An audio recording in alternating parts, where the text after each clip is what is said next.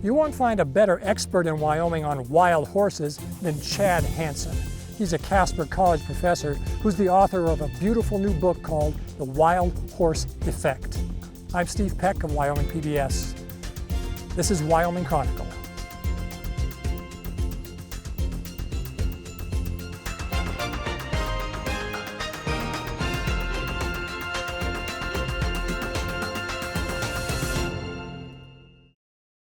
Welcome to Wyoming Chronicle.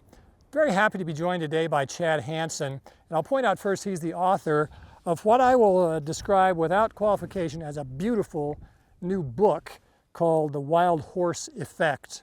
If this were only a picture book, it would be fabulous because you, who are the photographer as well, have just captured, I would say, hundreds of really, really nice images of wild horses in the Wyoming landscape.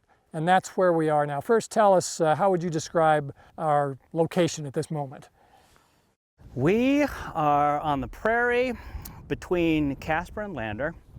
We are about 7 miles east of Jeffrey City, if viewers know or can picture where that is. It's near Green Mountain, which is known to be a picnic area, camping area, cattle grazing area, and also one of the great areas really in all North America for wild horses. Agreed. We are standing in the Green Mountain Herd Management Area. Okay. It's home to between as many as 300 wild horses. Yeah, we've seen a lot of them today. We got very lucky in being here. When we arranged the interview today, one of the things that you told us was, I'll try to take you where we can see some, but there's no guarantee. But this morning, as we arrived, there they were. Obvious question first. Mm-hmm. You're an expert on this. What is a wild horse? What's a Mustang compared to, say, the horse in someone's pasture? Mustang is a horse that is born out here in the wild. It's all they know. And in Wyoming, we have several areas on property that's managed by the BLM, or the Bureau of Land Management. In these wild horse herd management areas, when horses are born here out on their own, they are considered wild. They don't have brands. They live in communities that they create on their own out here by themselves. And so in areas like this, when you see a horse, it's a wild one. You're looking at a Mustang. Yeah. So that means no veterinary care, for example, no feeding, no shoeing, no breeding under human control. They're on their own as wild animals, and they do well. They thrive.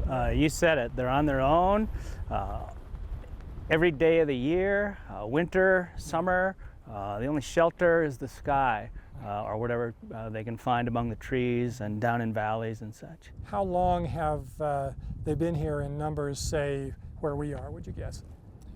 The horses who live in the Green Mountain area have been here likely for hundreds of years. Hundreds of years. Yeah. So the idea that some people might have that they're just recently been released or run off or driven off or something, that's not true. They've established themselves now through centuries. Yeah.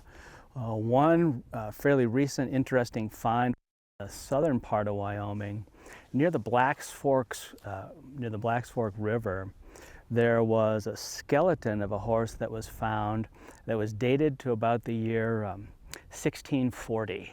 And native people had been at that point husbanding horses. This horse near the Black's Fork region had been buried in a ceremonial fashion, surrounded by an array of coyote skulls. So we know that as early as 1640, horses had been part of the Wyoming landscape. We know that there's been this sense of reverence, awe, magnificence, and you talk a lot about this in your book. The horse has a special place in the animal kingdom, doesn't it? Horses do. To native people on this continent, horses were their spiritual partners. Just about every wisdom tradition, just about every religious tradition across the world has made a point to acknowledge horses. They have literature and lore that surround horses, and over centuries, Horses and humans have had a special bond. You talked about religious studies as one of your disciplines. It is. There's a quote here from Islam, I believe. Yeah, the Muslim legend is that their God, Allah, gave the south wind a command, and that was, condense thyself. And upon hearing that command, the south wind turned itself into a horse. And standing out here in their habitat, listening to the wind rustling, not hard to imagine why. I love that. I'd never read it till I held your book in my hand. Not the only animals that are mentioned throughout history and throughout religion, but boy, as you demonstrate in the book, and people can read through it, you just find and reference so many poems and lyrics and essays and philosophies and speeches that have been made that bring up the horse in these particular ways. Early in the book, you sort of by way of introduction, you quote the great poet and essayist and writer Virginia Woolf, who says, I believe there's no denying the wild horse in all of us.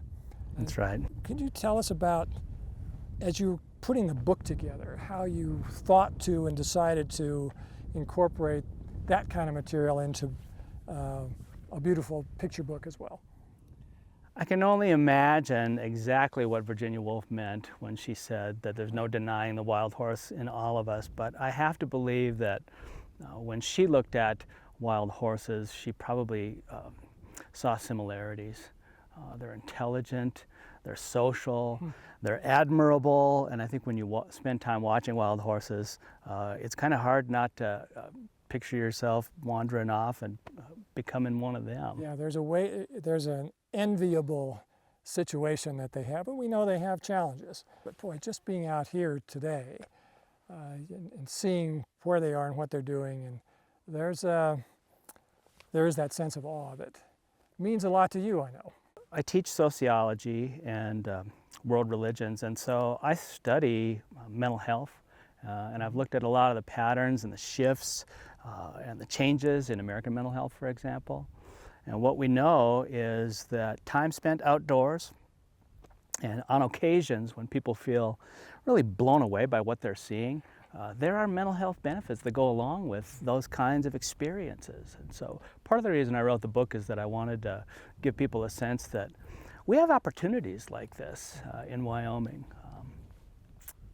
They're free, we're on public land. It's known that people have mental health challenges, have loneliness issues, have connection issues, have even suicidal tendencies, or thoughts sometimes. It's hard not to stand out here and feel something beyond your little problems. Yeah. Or your big problem. Right. No, being in a place like this, for me, it's easy to imagine yourself as a small part of a much bigger whole. And I think when we talk about the mental health benefits of things like reverence and awe, I think those are components, putting things in perspective. I think places like this and creatures like wild horses really help us in those directions. One of the things that you stress is in this world where technology is playing a bigger and bigger and bigger role, this idea that the world of nature, the natural world, used to have this much bigger place in almost everyone's life than it does now. Not just physically, but also here. There was a sense that the natural world was almost a living thing that we were more part of instead of separate from. You make a good point. One of the authors that I lean on in this book is a man named Richard Louv, and he coined a phrase called nature deficit disorder. He likens it to a mental health disorder where young people in particular, but both young and old, we've gotten to a point in our society where too many of us are a little bit disconnected from our own habitat. And he sees time spent in nature and time spent among wild animals as a way to treat that condition.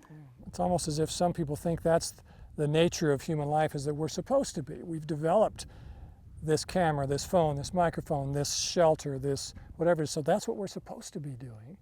And we're one of the creatures on Earth that has the capacity to do all of it. Right. If we'd remember that. But these are new developments. This is a relatively new experiment. You know, the phone life and the technological life is a relatively new thing in the scope of human history. For tens of thousands of years, it was more like stories around the fire. How come they're here? Where did they come from? The horses here have a mixed ancestry. Most wild horse herds in Wyoming have been genetically tested. So we know, for example, that some of their roots go back to the early Spanish explorers. They brought them here. Yeah, horses evolved in North America. The oldest horse fossils on Earth were discovered in Wyoming near Kemmerer, in an area called Fossil Butte. How similar to that is that fossil to this horse we're seeing? The Dawn pony, the original horse ancestor, was about the size of a black lab, and they had 3 toes. And so over the course of 50 million years, that animal evolved into what's now Equus, the modern horse. There was a window in North American history where horses were probably not present, and there's only speculation as to why.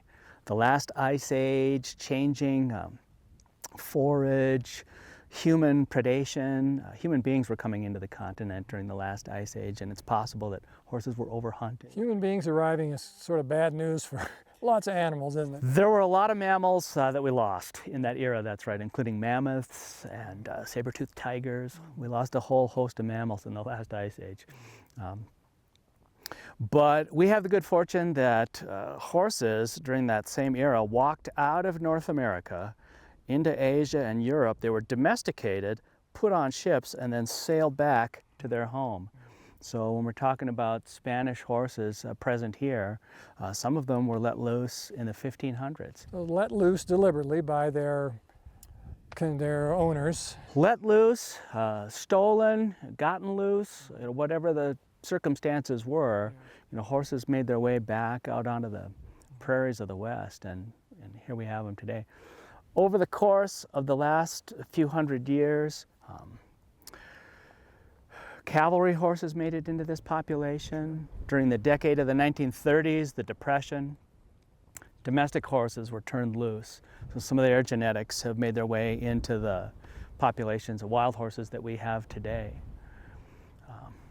So they're mutts, but they're awfully beautiful mutts. One of the fun things about studying and knowing about horses in what we'd call the domestic realm is recognizing different breeds of horses. A thoroughbred is different from a Morgan, which is different from a quarter horse, et cetera, et cetera.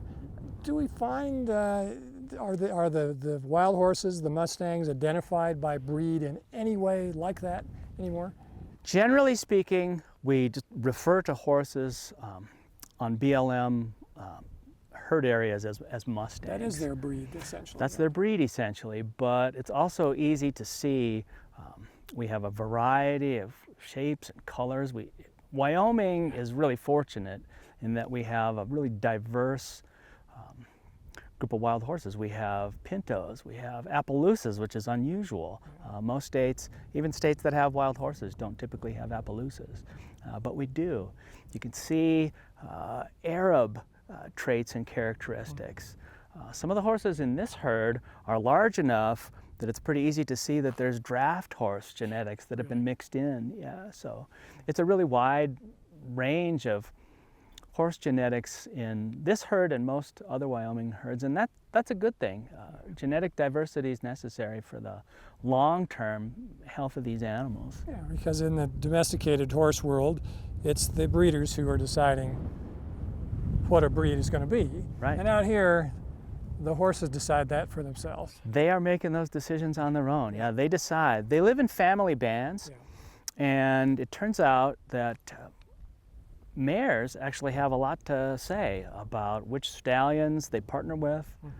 It's a little bit like a soap opera sometimes when you spend time out here watching the family dynamics. Well, that's something you had to do a lot of, have done a lot of in your work. This isn't the first book you've written. You begin with the setting that we're in, and then this particular subject that you're getting within the setting.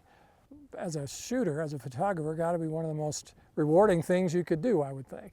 It is, yeah. You said it. It's hard to take a bad picture of a horse. I was an art major as a freshman in college, and it only took me a few weeks to figure out that I really don't have the talent when it comes to painting or drawing or sculpture. But I figured out I do have the ability to go like this with my finger. And we're fortunate the landscape, the skies of Wyoming, and these incredible animals are photogenic. One of the things you write about in the book, in fact, it's on the back here, horses are among the biggest and most beautiful animals left on earth. And that got me to thinking as well. We saw other animals out here today. There's cattle around here, and we think in Wyoming we see deer, we see pronghorn antelope, we see bison even. That's a pretty striking creature.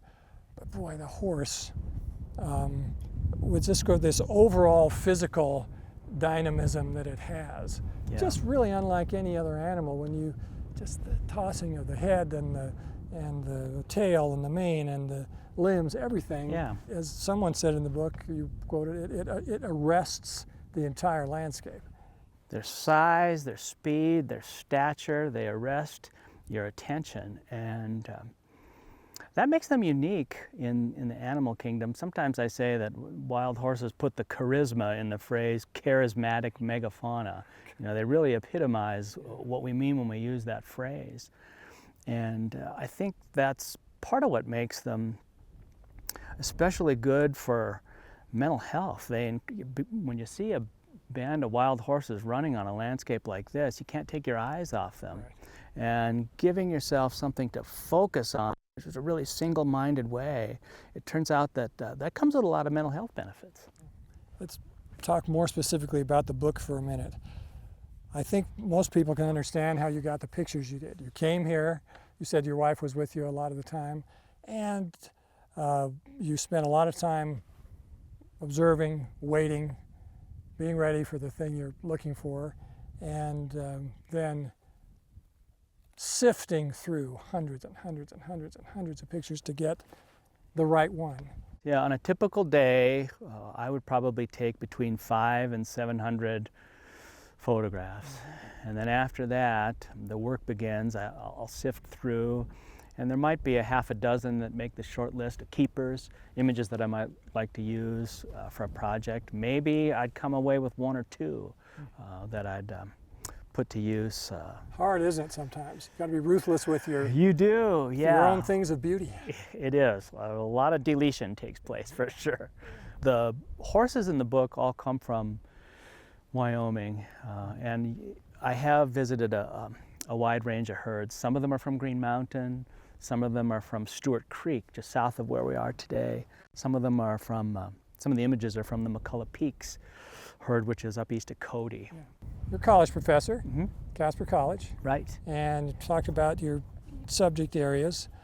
But from what I can tell from looking at the book, your interests are even wider than that. Poetry and essays, but there's science, there's health, there's environment, there's geology and archaeology. There's lots of things here, all part of this bigger topic. And you're the one who did it, qualified to do it. What moves you to do that? Why is this such a topic for you? I went to college in Arizona. I went to Northern Arizona in Flagstaff, and then I finished in Tucson at the University of Arizona. And my wife Lynn and I have been here in Wyoming since 2001. When I was a student myself, I figured out that any one thing you're trying to understand is probably connected to a whole host of other things. And so even if the problem or the issue seems biological, chances are there's social, cultural, historical, and philosophical elements you probably ought to think about. So when I study wild horses, no surprise, I study history and philosophy and the arts and things like that right alongside. The humanities experience, everyone. You could say that. Really? Yeah, it's true. Yeah. Yep. I think that's the best of the humanities. It gives, there's so many fields within, what we call the broader humanities, and they all add something. They help you see things from different points of view. I read in the book you said, when I found out that wild horses lived in Wyoming, it changed your life. It did. Full disclosure, when I first moved to Wyoming, I had been bitten by the fly fishing bug. Understandable. And living in Casper, I thought I was in paradise. The North Platte River runs right through town. And so for about the first decade, that seems like that's about all I wanted to do was stand in a river waving a stick. But when I found out there were wild horses, it did change things. And now when my wife and I have free time, we tend to spend it in places like this. What do you shoot? What's your equipment? I have a Canon R5, which is a 45 megapixel camera. It's one of Canon's new mirrorless cameras. And my lens is an adjustable zoom from 1 to 500 millimeters. It's a considerable zoom, so I don't have to get all that close to horses. I can stand at a distance and make close-up images. Most of the time you're keeping your distance, and they are seeing to it that you do. Yeah, each horse herd is a little bit different. In this herd, the horses see cars and people often enough that they're a little bit more approachable, but in some parts of Wyoming, wild horses see people so seldom that they'll run even at the sight of a vehicle. So you wouldn't really be able to approach. As we got here today, we saw several different bands, and a couple of them came to us. They didn't come right up to eat out of our hands, but they were interested. And they've come off camera here. We see a half dozen who have stabilized there. They're not worrying about us. Horses are intelligent and they're curious. So even if they're scared, a lot of times they'll still come in for a look because they want to know who you are and what you're up to. You have segments called Try This. Mm-hmm. Some of it are fairly straightforward. Mm-hmm. Match clouds, give someone a hug, lie down on the ground and look at the sky, I think, or something like that's one of them. You're trying to find, as we used to say in the newspaper business, different entry points to your book so that people can get the most out of it. Yeah, in addition to the photographs and some of the history and science, I also have in the book some really practical suggestions. Each subheading starts out with 2 words, try this.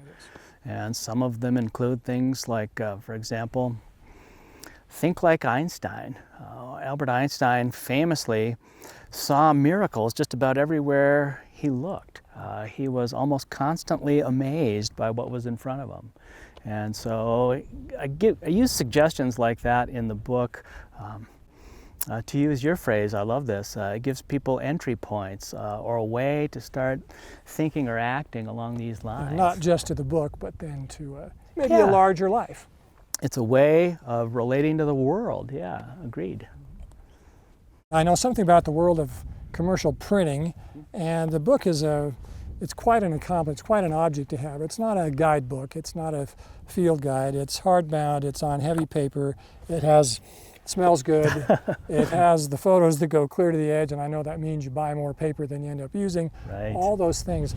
What was the process of actually getting it made? I worked with a really incredible publisher called Chronicle Books, and they have a fantastic set of a group of people who work in editing and design, and I know the supply chain they used was international, so the book was actually printed overseas, and that accounts for partly the high quality and partly the affordable price. So I think it's very topical now to mention that among the groups that helped you was the Wyoming Humanities Council. Yeah. The logo's there in the book. It's under some duress now through some of the federal decisions that are being made, but for you, pretty vital, wasn't it? It was. Early in this project, the Wyoming Humanities Council gave me a grant to support some of this work. In particular, we hosted an event in downtown Casper. It was a public forum, and so as part of Casper's Summer Art Walk series, we held an event. It included music, photography, a slideshow, and a discussion about both the history and the future of wild horses.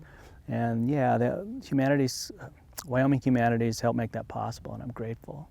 It's a dynamic landscape in flora and fauna. When we were driving out, we saw rabbits, I think, and some prairie dogs. We saw pronghorn antelope. Saw some cattle. It's BLM grazing going on here. I would imagine in places where the wild horses are, the mustangs are, they encounter deer and elk as well. They seem to coexist pretty well.